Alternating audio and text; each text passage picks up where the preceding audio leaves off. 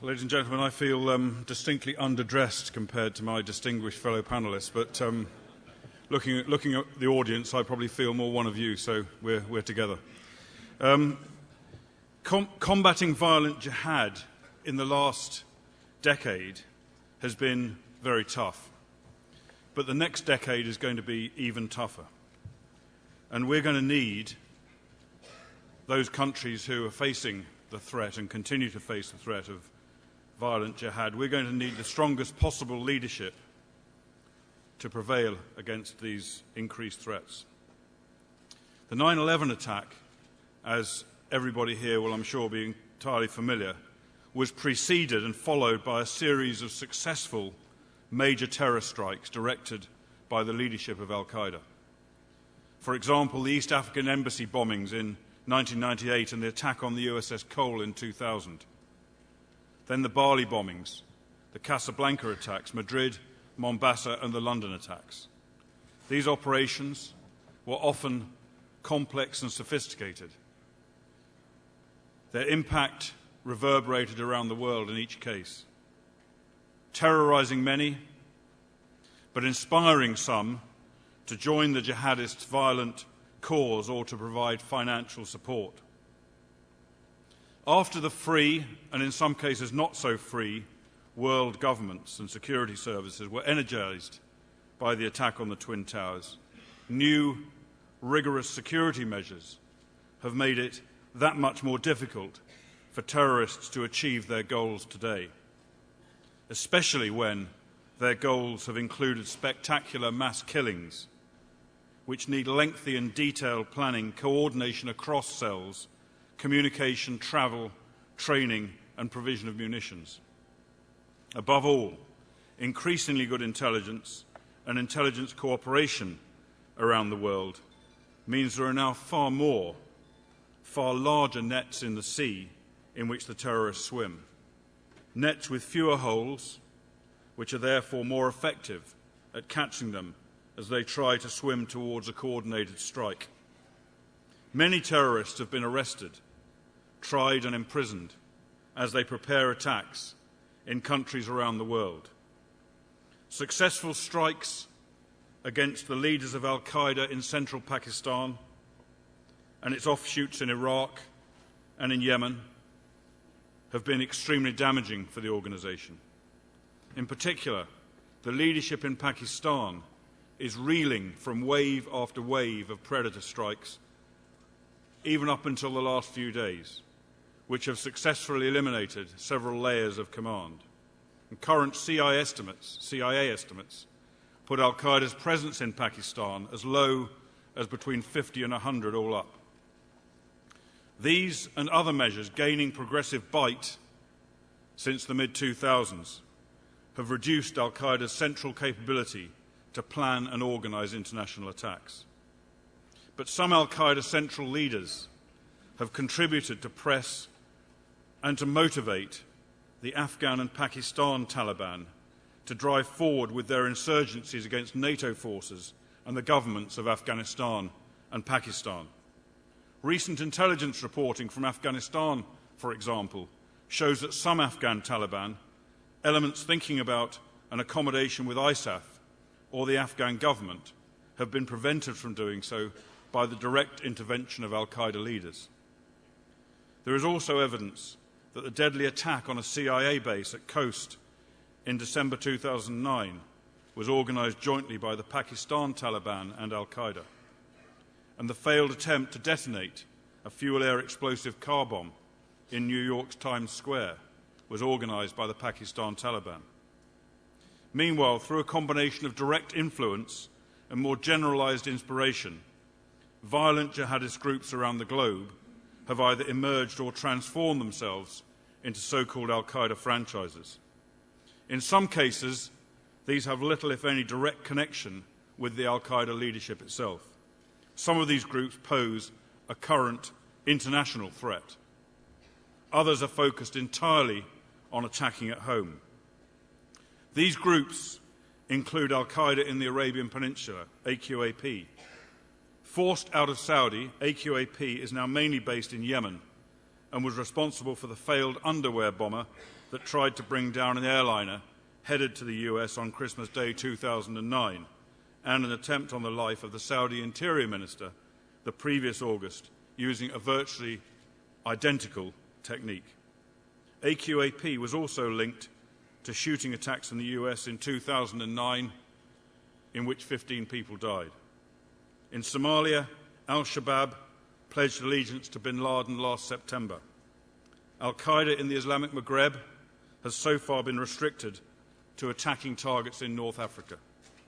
Al-Qaeda in Iraq, effectively set up by Abu Musab al-Zarqawi before the Allied invasion, was the most successful of al-Qaeda's violent offshoots.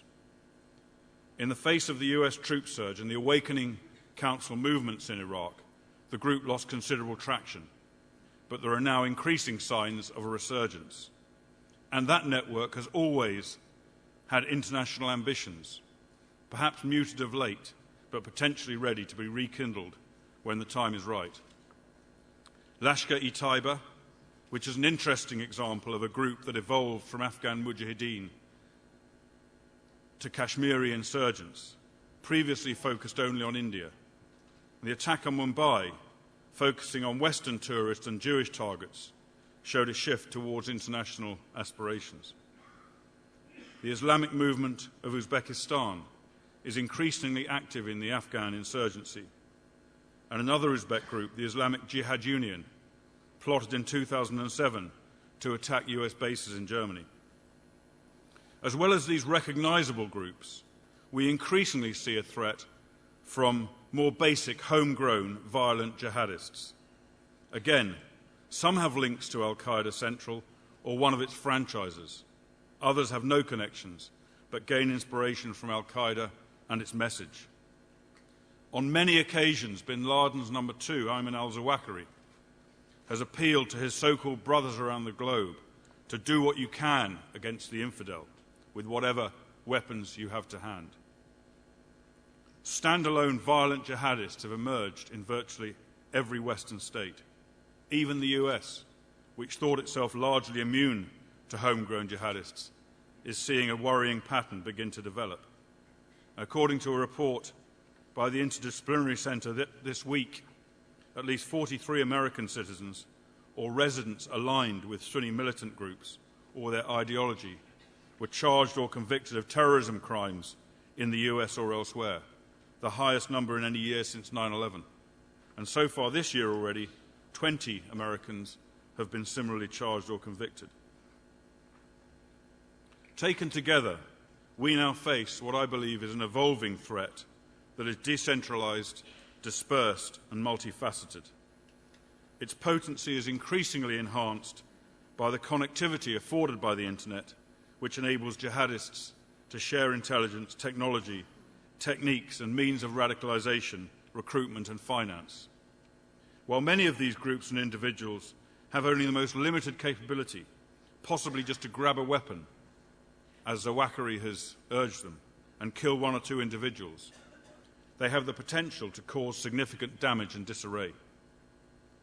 Following a seemingly low-level plot or responding to even a minor attack can be extremely resource-intensive for the intelligence and security agencies, and the background noise that's generated by these low-level jihadists could well provide sufficient distraction to enable a much larger, more sophisticated mass casualty plot to unfold without detection, organized either by Al-Qaeda Central with its leadership in Pakistan or by one of its franchises. Despite the setbacks they have suffered, there is no doubt that the central leadership of Al-Qaeda remains fixed on mounting further spectacular attacks. In a way typical of the paradox that afflicts all forms of war, our own successes against Al-Qaeda will also work against us. Human recollection of the bad, even the horrific, as long as we were not personally involved, is notoriously short-lived. With what may now continue to be a lower frequency of terrorist attack, memories will quickly fade in the intervals between those successful attacks that do actually occur. No one takes as seriously an attack that fails as one that succeeds, no matter how devastating the failed attack might have been. And sometimes even the most devastating attack plans don't even register in the public psyche. But a low frequency of attack and an even lower frequency of successful attack does not in any way diminish the actual danger when an attack does come.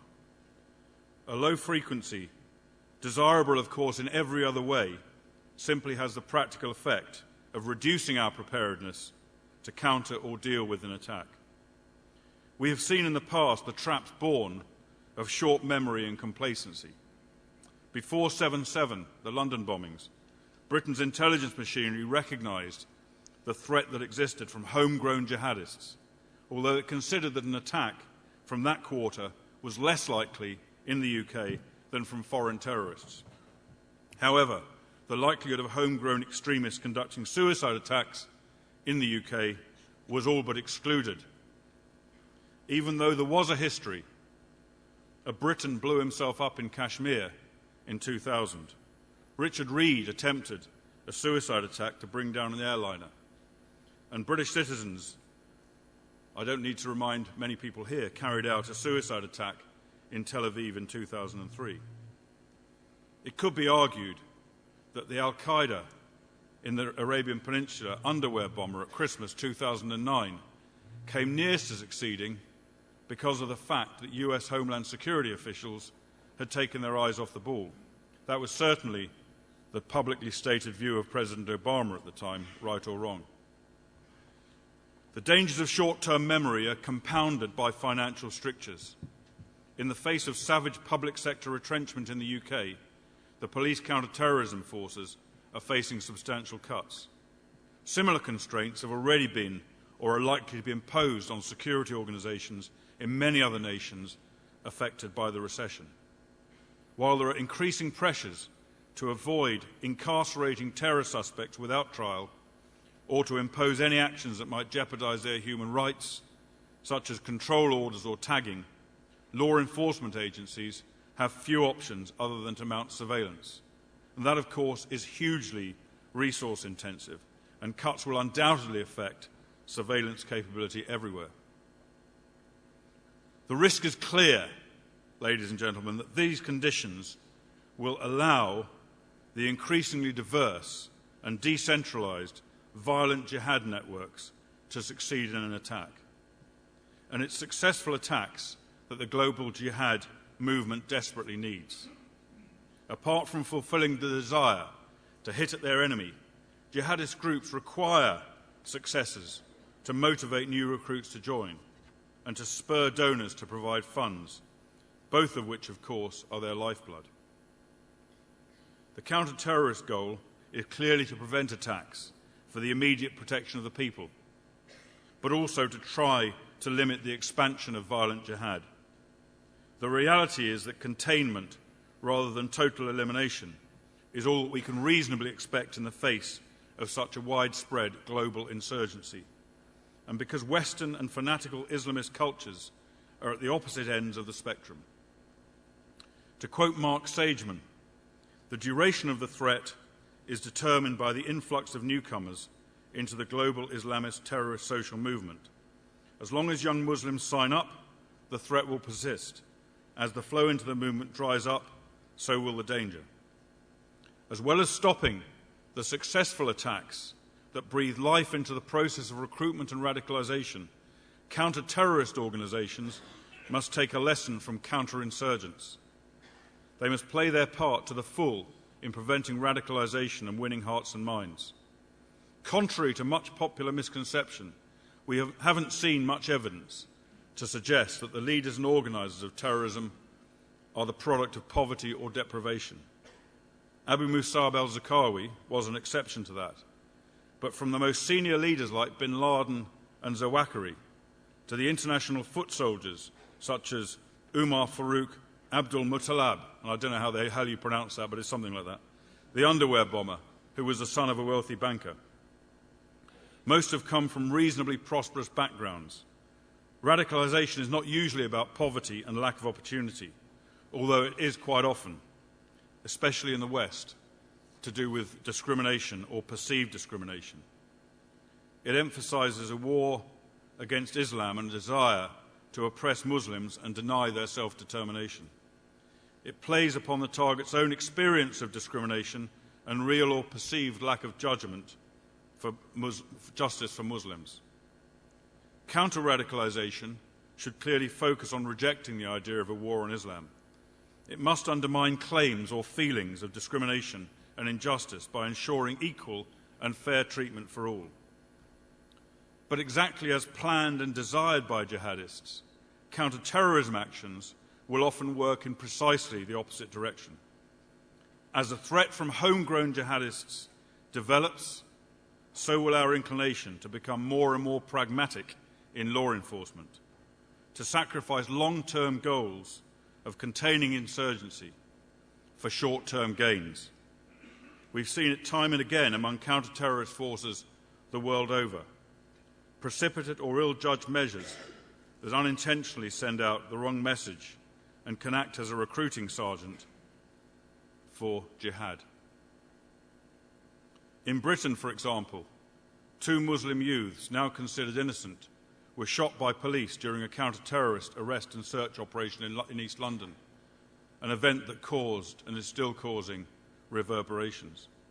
Perhaps more strikingly, albeit in a very different campaign, but the lesson is clear, British troops opened fire on unarmed civilians during a demonstration in Londonderry in Northern Ireland in 1972, killing 13 people. That day, familiar perhaps to many here, has lived on as Bloody Sunday and was undoubtedly responsible for some of the most serious and protracted violence that followed over several years. Now, I know just how difficult it can be for counter-terrorist forces to avoid such situations. Difficult enough in the face of ordinary terrorism, such as the Irish campaign, faced by Britain for over 30 years, and yet again, today, raising its head. Near impossible in the era of suicide terrorism, when police often feel obliged to move early, even with very little to go on, against the possibility that an attack could be launched without warning, perhaps killing many people. But it's critically important that operational counter-terrorist officials play their role in containing radicalization in the wider sense, as well as by stopping attacks. The effects of years of hugely time and resource-consuming government activities to prevent terror networks from expanding and to win the support of the communities can be nullified in just 1 minute of ill-judged or overzealous police or intelligence work. The focus must, of course, be on those who are planning, directing or carrying out terrorist acts, and on those who provide financial, material or other practical support for terrorism, including active recruitment and radicalization. These people should be pursued and hounded relentlessly and neutralized. Neutralization might mean killing them, such as the predator strikes on al-Qaeda leaders in Pakistan. And as an aside, ladies and gentlemen, the Pakistani foreign minister's recent public endorsement of these actions should be widely publicized by the West and those countries where the media paints the picture that this is illegal activity conducted without the permission of Pakistan's sovereign government. Or neutralization might mean arrest, trial and sentencing, or extradition. Whichever way it happens, every possible effort must be made to demonstrate beyond any doubt that the action was lawful, fair, just and necessary. On the same principle as NATO forces are applying ever more assiduously in Afghanistan, the priority must be the protection of the people, and at virtually all costs, the avoidance of collateral damage, the deaths of innocent civilians. The concept of courageous restraint, taking on even greater than normal risks to avoid civilian casualties, can be a bitter pill for soldiers to swallow. But believe me, it is paying dividends today in Afghanistan. And ultimately, a horrible thing to say perhaps, generals have always been prepared, however reluctantly, to accept casualties of their own side in pursuit of their objectives. The same needs to be considered in counter-terrorist operations. Fortunately, it's not often likely to be necessary to place additional risks on police and security forces' lives, but perhaps sacrificing the netting of a particular target in the short term when the case is not certain and the stakes include potential community grievance or unrest, could result in a long-term gain. In the era when media of all sorts is such a potent tool in spreading radicalisation and legitimate or illegitimate grievance, it is unsustainable that every single counter-terrorist action is not planned with the media in mind. What media coverage will it attract? How will it play out in the media, at home and elsewhere? Because presentation and perception is so vitally important, consideration should, if necessary, be given to conducting the operation differently, even taking greater risks or increasing our own disadvantage if there are risks that the media coverage itself will present disadvantage that outweighs this. And we should never make the mistake of thinking that just because we don't expect immediate coverage, this action will not hit the media at some point, whether it's a subsequent trial or investigation, or a leak, or if things go wrong. In the final analysis, of course, the media is only a representation of reality. And how we deal and handle the media, how proactive we are, will to some extent at least influence how well our perspective is presented. Above all, in the counter-terrorism world, because there will inevitably be areas that we must conceal, which are too sensitive to come to public light for operational reasons. We must ensure that we are as open and as transparent as we can be in as many areas as possible in order to compensate. To counter claims of unfairness, distortion, injustice, discrimination, all the things the radicaliser seeks to present, we must make sure that we are none of them. Above all, our counter-terrorist forces and activities must be virtuous. And it is just as important that we are seen to be virtuous, open and honest. This is another lesson that's being put into place meticulously in Afghanistan, not without failures. The minute there is an allegation that civilians might have been killed accidentally by ISAF, this is publicly announced and an investigation is launched. The truth, not cover-up, opaqueness and deception must always be our objective. If it is not, we will undoubtedly lose the propaganda war and the struggle against radicalisation. In fact, I think this is such an important point that I've distorted one of Winston Churchill's most famous aphorisms when I say that in counter-terrorism, virtue is so precious that she should always be attended by a bodyguard of truth. In conclusion, ladies and gentlemen, as I mentioned that great war leader Winston Churchill, it's worth emphasising the overwhelming importance of leadership over the next decade of countering the global insurgency. Those who are responsible for our security face as tough a challenge in dealing with the wider global insurgency as they do in dealing with individual wars like Afghanistan, Iraq and Gaza. The enemy is implacable, immovable, certain of his rectitude, has time on his side, and is supremely confident of achieving ultimate victory. Western political leaders, on the other hand, often find such an attitude hard to comprehend or even to believe exists. They are hardwired to take the pragmatic approach, to compromise, to find the middle ground and to negotiate, sometimes to placate and to appease. That will not wash with violent jihadists. Al-Qaeda is adept at exploiting weakness. Their objective in the next decade will be to divide and conquer, to split alliances and to nurture distrust between allies. It is a decade when we need the strongest leadership.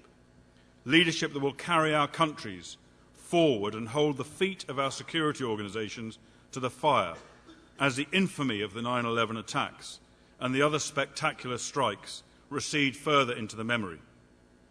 Leadership that will recognise the danger of thinking that we've got Al-Qaeda beat when we haven't, and resist the temptation to take the eye off the ball, as we did 7 years ago in Afghanistan to our long-term cost. Leadership that will properly resource vital counter-terrorist work in the face of perhaps a reduced perception of the threat and ever greater pressure on resources as we struggle to emerge from recession. Leadership that will resist the urge to sacrifice our democratic principles, legal standards and moral virtues for short-term gain in a way that is almost guaranteed to result in long-term loss. And leadership that will withstand the violent efforts of the jihadists to inflame religious and racial unrests. Leadership that will strive to win over the hearts and minds of those who might otherwise be lured towards the global jihad. And leadership that will maintain the cohesion of alliances, recognizing how much nation must depend on nation in the face of this complex, dangerous and resilient global insurgency. Ladies and gentlemen, before I just conclude, I'd like to make two comments unrelated to what I've just been saying. The first one, in the introduction, it was said that I introduced a new form of training to the British forces in dealing with suicide attackers when I went to Afghanistan in 2003, and it's true. It was the first time that I had faced the threat of suicide attack in my military career to that point, I'm happy to say.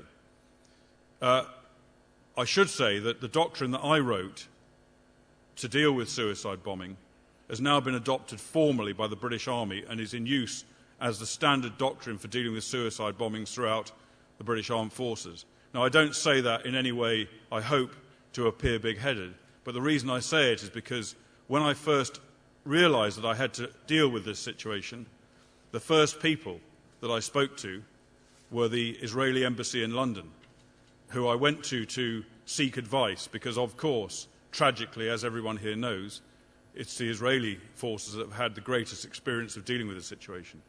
And I hoped that somebody in the Israeli embassy might just possibly be able to spare me half an hour to talk through a bit of their experience with me. Well, they wouldn't.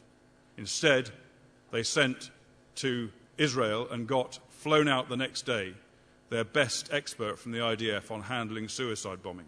And he and I spent, he was a brigadier general, spent about 4 hours in a hotel in West London with him talking very fast, broken English. He declined to speak Hebrew, which I suggested he should do. He spoke very fast English. I was writing down very furiously in my notebook. But I then converted most of what he said with a bit of other stuff to turn that into fact. The second thing that I wanted to say is that when I was dealing with the 7/7 bombings in London in 2005, I was in charge of the intelligence team that was briefing our Prime Minister on the situation as it developed. And I received 2 phone calls. I received a number of phone calls straight after the bombing, but I received 2 phone calls almost immediately.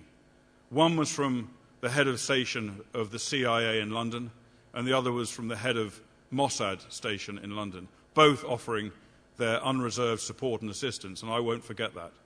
And the final point, I said 2, but I decided to go for 3 because I can see you're beginning to drop off, and I just want to make sure you settle in firmly before the next speaker speaks. The final thing I would say is that when I was sent to work in the Cabinet Office in London as a lieutenant colonel at the time in the British Army, I was given responsibility for a new team which was forming to deal with international terrorism. We hadn't had one up to then, 2002. And I knew very little about terrorism. I knew a lot about Northern Irish terrorism. I knew a bit about other forms of terrorism. I didn't know much about Islamist extremist terrorism. And my greatest source of reference material, when I was making the assessments that I had to make, which went to the British Prime Minister, the greatest source of reference material outside the pure intelligence product I was receiving came from the website of the International Institute for Counter-Terrorism. And I've been very grateful for the extremely skilled professional service that they provide ever since. Ladies and gentlemen, thank you very much.